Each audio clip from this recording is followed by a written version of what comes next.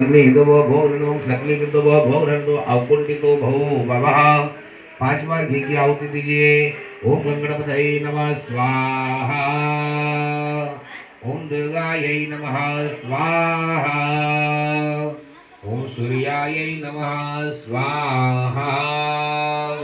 ओम विष्णवे नमः स्वाहा। ओम शिव शंकराय नमः स्वाहा।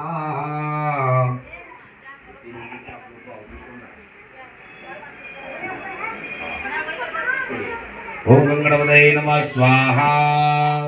ओम गंगणपतये नमः स्वाहा। स्वाहा बोलिए। ओम गौर्यै नमः स्वाहा। ओम गौर्यै नमः स्वाहा।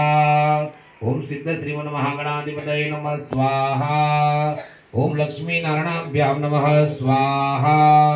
ओम उमा महेश्वराभ्यां नमः स्वाहा। ओम वाणी हिरण्यगर्भाभ्यां नमः स्वाहा। ओम सची पुरंदराभ्यां नमः स्वाहा। ओम कुलदेवताभ्यो नमः स्वाहा। ओम इष्टदेवताभ्यो नमः स्वाहा। ओम ग्रामदेवताभ्यो नमः स्वाहा। ओम स्थान देवताभ्यो नमः स्वाहा। ओम सूर्यायै नमः स्वाहा। ओम सूर्यायै